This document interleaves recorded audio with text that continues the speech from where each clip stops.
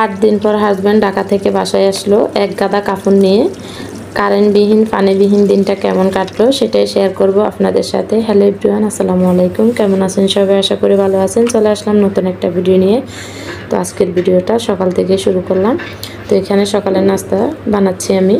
তো আজকে চিতল পিঠা বানাচ্ছি সকালে। তো আমার মেয়ে বলতেছে ও ভর্তা দিয়ে চিতল পিঠা খাবে, যা হোক বানাও।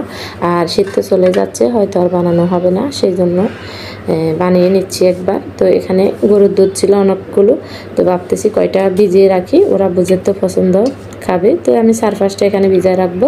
তো বেশি অনেকক্ষণ লাগবেও না, একদম তুলতুলে ছিল পিঠাগুলো, দেওয়ার সাথে সাথে নরম হয়ে যাচ্ছে। তো যা হোক, এখানে আমার মেয়ে ভর্তা করতেছে। আমার মেয়ের হাতের ভর্তাগুলো না অনেক মজা, আর ও বিশেষ করে সরিষা বাটার ভর্তাটা অনেক মজা। তো এখানে তো বাটি ভাবি একটাকে দিলাম, পিঠা বানিয়েও দিলাম ওনাকে। তো এটা আমরা মাইজিয়ে খাচ্ছি, অনেক মজা ছিল ভর্তাগুলো। বিশেষ করে সরিষা বাটাটা অনেক মজা হয়েছে, কেন জানি না, এনে অন্যরকম একটা টেস্ট হয়।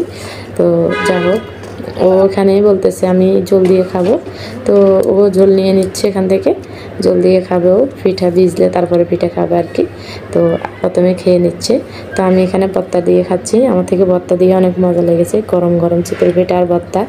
তো শীত তো চলে যাচ্ছে, আপনারাও একবার বানিয়ে ফেলুন সবাই মিলে, সবাই খান বানিয়ে। তো এখানে খাওয়া দাওয়া শেষ করে আমি ওগুলো ভিজিয়ে রাখছি যে, তো কিছুক্ষণ পরে ওগুলো খাবে। তো এই তো উঠিয়ে দিলাম ওকে একটা, 2টা উঠাইছি, একটা আমার জন্য একটা ওর জন্য। একদম নরম সফট হয়েছে, দেখেন এত তুলতুলো হয়েছে। তো যা হোক, এই তো এই বছরের শেষ চিতল পিঠা খেয়ে নিয়েছি। তো আজকের দিনটা অন্যরকম কাটতেছে আমার, জানি না কেন। সকালে উঠে দেখি পানি নেই, কারেন্ট নেই। তো পানি নেই, কারেন্ট নেই, এই দিনটা আমার কেমন কাটতেছে সেটাই শেয়ার করব আপনাদের সাথে। তো সকালের নাস্তাটা সেরে নিয়েছি। তো ওর আব্বু উঠে, আপনাদের ভাইয়া উঠছে ঘুম থেকে, উঠে নাস্তা খেয়ে উনি চলে গেছে দোকানে। দেখেন এক গাদা বাজার নিয়ে আসছে আমার জন্য, আর এতগুলো মাছ নিয়ে আসছে দেখে তো আমার মাথাই খারাপ হয়ে গেছে। তো এতগুলো বাজার আনার কি দরকার ছিল, বাজার যেহেতু কাছে তো আনতে পারতো। তো আমি মানে একদিন বাজার করছে, আমার 2 সপ্তাহ হয়ে যাবে মনে হয়। দেখেন কতগুলো বাজার, সবজি আর মাছ, ফাঙ্গাস মাছ 2টা কিনছে। আমার ছেলে দোনোটা ফাঙ্গাস মাছ অনেক পছন্দ, আর তেলাপিয়া মাছ।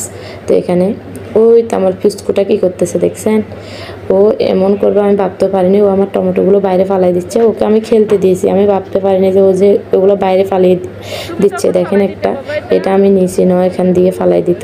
তো 2টা মনে ফালাই দিয়েছে, জানি না, আমি দেখি নাই কয়টা ফালাইছে। তো এই তো একটা পাইছি আমি, আরগুলো কোথায় কী করছে জানি না, পুরো ঘর ছিটেছে টমেটো। তো ও যেটাই পায় সেটাই বাইরে দিয়ে ফালা দিতে চেষ্টা করে, দেখছেন ওর মাথায় কি বুদ্ধি চলতেছে জানি না। তো আমার ছেলেটার জন্য সবাই দোয়া করবেন, অনেক দুষ্ট, ও একটু খেলাধুলা করতে পছন্দ করে। আর তো এই তো দুপুরবেলা রান্না করতে করতে অলরেডি অনেকটা দেরি হয়ে গেছে, প্রায় 2টা বাজতেছে। আমি রান্না একটা শেষ করলাম, কারণ পানি নাই, আমি মাছ করতে পারি নাই। মাছগুলো কাটি অনেক কষ্ট করে, অল্প অল্প পানি ছিল, এটা দিয়ে কোনো রকম দিলাম। তো এখানে আমার ছেলের জন্য 1 পিস ফাঙ্গাস মাছ ভাজি করলাম, আর টমেটো দিয়ে এখানে খাসা রান্না করছি শুটকি দিয়ে। তো এখানে ভেন্ডি ভাজি করে নিলাম। তো ভেন্ডি ভাজিটা করতেছি আমাদের জন্য। তার এখানে ভাত রান্না করতেছি। আমি প্রতিদিন তো রাইস কুকারে ভাত রান্না করি, আজকে কারেন্ট নেই, এই জন্য চুলায় রান্না করে নিলাম। তো এই তো চলেন আপনাদেরকে একটা জিনিস দেখাই, এক গাদা কাপড় চোপড় আমার ঘরের কি হাল। তো কারেন্ট আসছে, এই দেখেন কারেন্ট দেখাচ্ছি, পানি কখন আসবে জানি না।